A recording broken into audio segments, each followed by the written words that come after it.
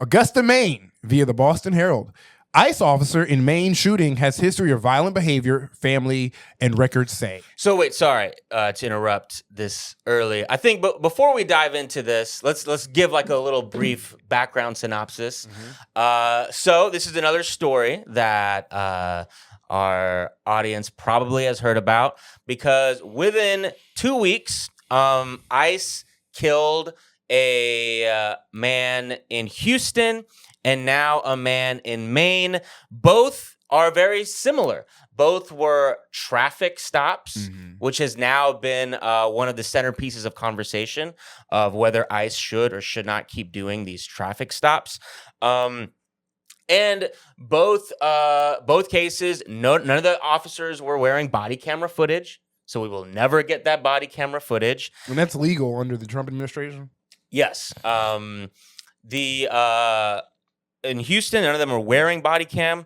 In this main story, I believe some of them were wearing body cam, but they didn't have them on. Ridiculous, right? And both these stories have the similar thing where the ICE agents will claim, just like they did with Renee Good, just like they lied with Renee Good, that this person, whether it's an activist and a mother, Renee Good, or these two fathers who are just trying to work and revive their family, they're claiming that these individuals all of a sudden decided, I'm going to murder a federal agent with my car today, and that's why the ICE agents had to fatally shoot them. So in what's even more interesting, what's even crazier about this main incident is that they haven't even specifically said the ICE agent felt that their life was in danger. The reason they gave for why this ICE officer shot was that it was in the interest of public safety. So I think that specific is very interesting because it seems like they're not even trying to say their life is in danger. Seems like they're trying to go with an even more vague explanation. We don't have yet any footage, like, surveillance footage, whatever there could be, of the incident made public. But what we do have is right before the shooting, right before a trigger was pulled. And what you see is ICE agents on either side of this car trying to open the doors from the side, and the car is not cooperating, and it's just kind of driving in a circle. That's what you see. The car is driving in a circle, and it's going slow. It's like going the speed you would if you're starting from a standstill. And again, I when you see that's what led to the shooting, you can't really imagine that anyone's life could be in danger, except obviously the person inside the car surrounded by the psycho federal agents with guns and complete impunity. So that's basically what we know so far. So I'll throw it back to you, Ashton. This article is about the officer who is alleged to have pulled the trigger. The Immigration and Custom Enforcement officer who shot a Colombian man in Maine this week is an Army veteran who has struggled with serious mental health issues since early childhood and never should have been given a badge and a gun to patrol American streets, several of his close relatives told the Associated Press. David Bruletti has a history of terrifying and violent behavior, according to those relatives. They accused him of attacking women in his life over the years, and one shared a voicemail with the AP from last winter in which he told her that he thought someone should slit her throat. Brulette, 37, told his ex-wife Ashley Brulette late last year that he had been hired by ICE. She said that because of his long history of psychiatric issues, she thought he was having a mental health episode, and she didn't believe him. That's crazy. Yeah. They hired him. They hired him, a man who, if he told other people he got hired by ICE, the people in his life would be like, you are absolutely crazy. That idea is so insane that you sound like you're having you should be condemned. You should be put into a mental institution because that idea alone is insane. And yet somehow if you have if you have a semblance of faith in the system, you would think, hell Hell no. No fucking way you got hired to have a gun and enforce the law. Background mechanisms exist. The first level should weed people like you out. Yeah. And yet this person's own ex-wife is like one of his ex-wives. Is like you are in a psychosis. You are in AI psychosis clearly. Like wow, that is damn. But she didn't realize he'd been telling the truth until this week when videos began circulating online of the moments surrounding the shooting. Holy shit. What a oh my God, dude. Ashley Brulette told the AP that she spoke to her ex-husband in a Facebook audio call. Sorry. And he acknowledged that he had killed Duran Guerrero. Their 18-year-old daughter, Madison Brulette, also told the AP that her father called her Wednesday and said that he shot and killed Duran Guerrero. So this guy's just going around, I killed him. Yeah, I shot him. I killed him. Yeah. And the people who are like, this guy shouldn't be an ICE agent, are saying, yeah, he's just calling us, telling. Yeah. And this is up for investigation. The guy who did it is literally. Well, it's like it makes sense because what is one thing we've been covering about ICE for a year now is their complete lack of standards and training in their mad dash to hire more ICE agents because they're trying to meet these fucking quotas, these deportation quotas. I mean, isn't it not allowed to have quotas? I mean, I know we've asked this question many times, but this is exactly why quotas are generally not allowed in law enforcement. Now, look what happened. Oh, we have to meet this high number of deportations a week. Oh, well, then we have to hire this many new people to carry out this morally reprehensive act. Oh, we can't hire enough people. It's not going fast enough. Oh, let's lower our standards so that we can hire enough people.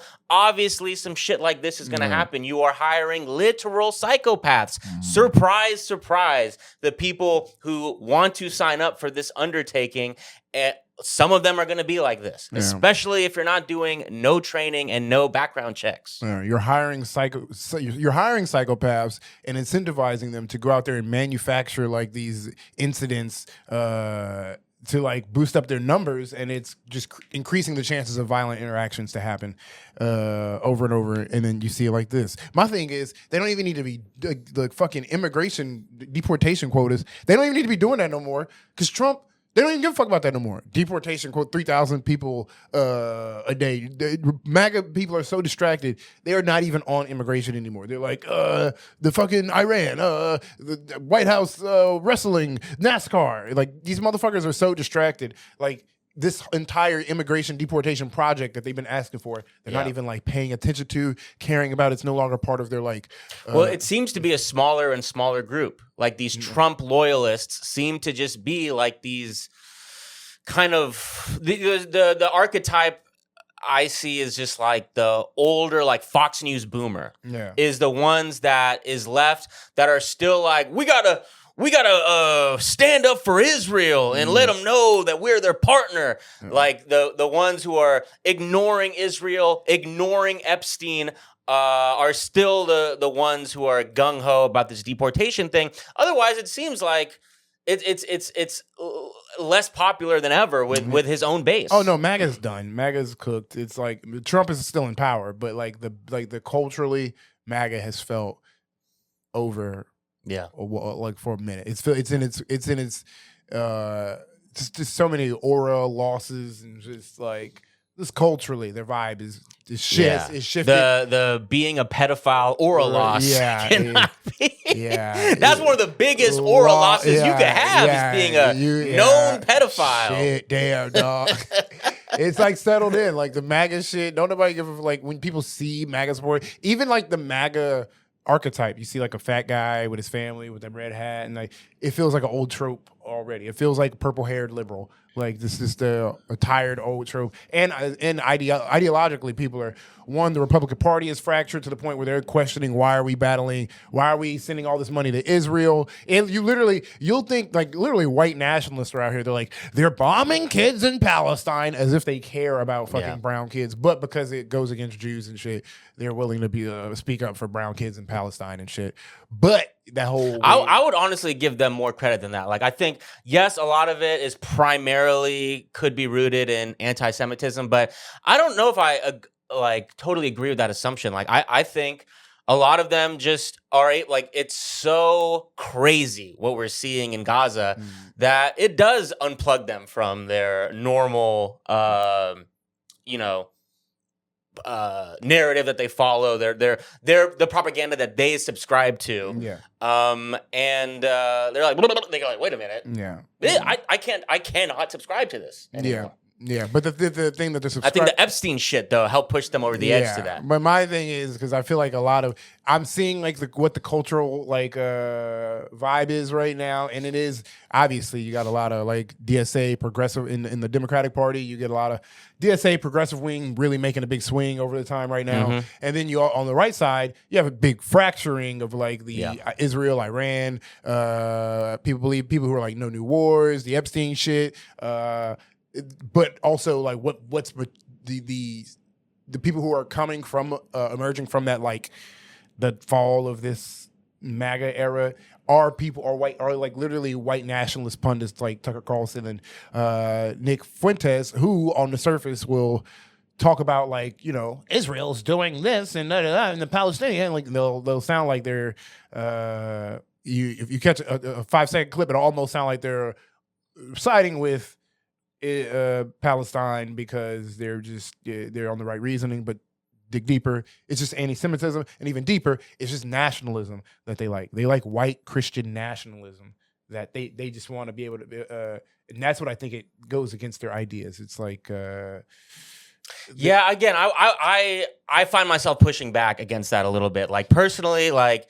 I'm willing to give it to them on face value that like we agree on this issue. We disagree on a ton of other issues, but what's happening in Gaza is so horrendous, so anti-human that the people like here's where I will agree with you on it. I think with Tucker Carlson, like I think it's opportunistic, like you know what I mean? But I don't think I necessarily need to characterize their support for Gaza as purely coming from an anti-Semitic place. Like I don't see reason for that. I see reason to assume it's opportunistic, that it's self-serving, but I still could like it could still be like at the same time genuine support for the people of Gaza, a new thing for them. But again, what we're seeing is a brand new thing. No, listen. Good on John. He's better than me. He's seeing the good in white nationalists. Me, I'm a little different. I'm built a little different. It feels a little. I think that they use that as a mask. I just don't care. Like I don't care. No, like yes, it's good that they agree. I think like the most important thing when it comes to Gaza is for all of this shit to stop. No, and 100%. so I see a coalition forming that like I see the potential, and it's just not just me. People are like very recently, like in the last week, are talking about the possibility of like a bipartisan coalition that could run independent and over this issue, that there's people on both sides who want to see the end. And I would be on board. I would literally be on board with that. That is my number one issue. I'm not saying there's no conservatives out there who are like who don't genuinely believe like, oh, this is I mean, you look at the voting record, you would think the same thing for Democrats. But my initial point, because y'all, I think you like focused it in on the Palestine when I was saying like the MAGA movement is over and like these people that are coming up, I know you're saying that the people who are spearheading the new, like taking the torch from the MAGA movement, like the Tucker Carlsons and the Nick Fuenteses, I think they are white nationalists, even though it's easy to like see their messaging on Palestine. Of course, they're white nationalists. I'm not saying they're not white nationalists. I'm not saying I'm a fan of these people. I am just saying that Nick Fuentes, I don't really know. I never really get Nick Fuentes clips on my phone. I can't really speak on him. But for me, with Tucker Carlson, like, I am happy that he is speaking up for it, especially because he's on the right. I think that's what we need. No, like, you're right. I don't want like, oh, you can only support Palestine if I agree with you on other issues. Like, I want everyone to come in and fucking end this shit. That's what I'm saying. You're hyper focusing on Palestine. I was just saying the point that I was making was just about who's spearheading them. Okay, MAGA movement. Yes, or the fracture of the MAGA movement. Who's taking the torch? That's just the point I was making. But yes, I don't have any Tucker Carlson. What's that meme of? So I don't know the origin of this meme, but it's like the black guy in like a yellow mustard suit, and he's outside in a park, and he's behind a tree, and he's like rubbing his hands this. He looks that's Tucker Carlson right now, seeing what's happening with the conservative movement. He's like, oh shit. You like, hey man, why you fuck with Russia so much? Hey man, stop asking me about that. Hey man, why you keep? How come you can get into Russia? He got called out by a journalist. They're like, he's like, Russia's a dictatorial state. He's like, and then Tucker Carlson was like, it's fine, it's lovely. And then he's like, you've never been? And the journalist was like, I can't go. They don't let journalists in. How did you get in? And then Tucker Carlson was like, we gotta talk about all this. This is beyond the point. But I'm sure Russia is a lovely place. I'm sure it's Earth. Exactly. Earth is fire. But let's go back to this article about the story in Maine. We were continuing from the family and the girlfriend and the daughter, or the ex-wife, saying that this guy is not fit to be an ICE fucking agent. And here's some further background with the family. David and Ashley Brulette were high school sweethearts who got married in 2007. She said she divorced him in 2009 because he had become physically violent with her, which began after she got pregnant with her daughter. According to Ashley Brulette, he once threw boiling water at her while she was holding their child, an incident her mother, Avis Collins, also recounted. Yeah, let's give this guy keys to our public safety. Let's put this guy out on the streets. Like, literally the definition of a person who should be rehabilitated. And this man clearly has mental health fucking deep psychotic issues. The abuse continued after she left him, she said. David Brulette does not appear to have a criminal record in Maine, as a check with the Maine Department of Public Safety returned no records for him. Crazy. But hundreds of family court records obtained from the Augusta District Court Clerk's office details years of allegations of physical and verbal abuse raised by his second ex-wife on behalf of herself and his daughters. The ex-wife, whom the AP is not identifying because she fears retaliation, alleged that he had stalked and harassed her and physically and verbally abused his daughter, according to multiple requests for temporary protection orders. Brulette tackled his teenage daughter and smashed spaghetti in her hair, and during another outburst, he dragged his daughter around the house as she cried. Literally a fucking psychopath. Like, going beyond just violence and going into, like, psychotic, torturous, belittling.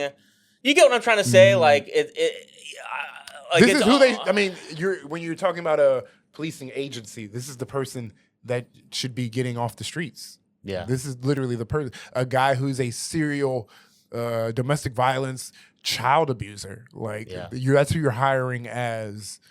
Yeah. It's like you're a recruiter for ICE, and then, like, literally the Joker comes and sits in front of, like, Heath Ledger, like, makeup and everything, and he's laughing maniacally, and you're like, so, Mr. Joker, when can you start? I like that you smile. I like that. Yes. I like the vibes. But yeah, no, this is literally. But I mean, it's just like we're not protected by our. I think the ultimate message, and it's that we're always being sent out by our policing agencies, is that we are not protected by our judicial forces, whatever the term you use to describe the policing in all departments in America, whether it be ICE or cops, or we're just not there. It's not like, let it be known. It's like the meta around them, because I feel like the thing that drives us crazy, what drives me crazy, is the what is expected and what we get. Like, and I'm always give them the benefit of the doubt of being like, isn't it crazy? They're supposed to be acting like what we expected. but maybe what we get is what we should expect, or like that is Yeah. what we need to. We need to change our perception of these people and get rid of the, sugar coated. Yeah. I think it's almost poetic. Like it mentioned in this article just like a second ago that this man has no criminal record in Maine. Like that's a great little microcosm of our justice system. Like this man, it's listing like horrific things he's done to his loved ones. It has not been stopped, actually. And this man, according to the state, has never committed a crime and instead is an enforcer of the law. It would be like in the Wild Wild West when they put the wanted poster for murder, crime, bootlegging, and then he'd be like, "Oh shit, you want him to take him to jail? No, he's wanted to give a job. We want to hire him. This is clearly that $15,000 under his head. That's his salary. That's what we get. Like that's Wild Wild West. Yeah, the Western. When they have wanted posters. Is that Will Smith? No, not the movie, just the West. Oh, okay. Just like the West in general. Wanted. I get it. My brain kind of checked out because I haven't seen that movie. What the fuck is he talking about? Now I get it. About wanted posters. I get it now. I get it now. That was good. No, good analogy. Fine. I'm gonna read. My bad, bro. My bad. He said, "Is that the plot?" I haven't seen. I'm talking about. I was literally about to make fun of you. I was like, man, this guy loves Will Smith. That's not Men in Black. That's the Wild Wild West. My autism is not appreciated in these halls. I know. I prejudged you. I did prejudice on you, bro. I'm sorry. It was an apt metaphor. And for the record, I didn't prejudge you on your race, like that sort of prejudice. I prejudged you knowing you very well. So it's not the bad type of prejudice. It's like the more human type of prejudice. No, and I get that part. That's something I understand and I live with. I'm okay. It's for the listeners. Yeah, I'm not. When you explain it like when that. I said I was prejudiced against you. It's hard for me to argue against that. If a cop did pull me over and said that, no, not because you're black, but nigga, I'm fully aware of the... We've been surveilling you for a long time. You call life. Yeah, you're right. But all right, I guess I should finish this. I don't think we have to. Like, it just goes on. Like, y'all, if you're listening and you want to hear more details, you can look up this AP article that AP was the one who went out and got these interviews with his family members, and the article just kind of goes on and lists more terrifying things. I'm sure it will paint the picture that we already know. Yeah. Horrible man, works for ICE. Is he, wait, actually, let me go back because I guess I lost the plot a little. Is he being reprimanded for the... No, so good question. So far, ICE itself has not acknowledged who... has which one of their officers pulled the trigger in this killing. But he's going around. Yes. So he is basically snitched on himself / his family has snitched on him. Talking to the news about, my fucking psycho ex-husband called and told me that he was one who killed this guy. So you are a evil, rotten... you are evil and rotten. When people can't, it's so evil and rotten they can't control it. They're just on an evil, rotten path, and all the things that are happening to him are happening to him. This guy's so evil and rotten, he killed a man and then went home, and so evil and rotten, he's the type of guy to just tell his family, and his family feels he's so evil and rotten. They're like, fuck you, I'm telling other people how evil. We are forced to be around. This guy's just, his aura has to be just... Yeah, truly the worst. Yeah, but okay, yeah. Let's. But yeah, this whole thing centered. I know we deviated a lot from the story, but yeah, it all revolves around another loss of life at the hands of ICE. So R.I.P. to Joan Sebastian Duran Guerrero. Terrible story. Another father, another person who apparently had a worker's permit. Just another regular person trying to provide for his family, everything that is like a honorable way to live your life has been killed by our government.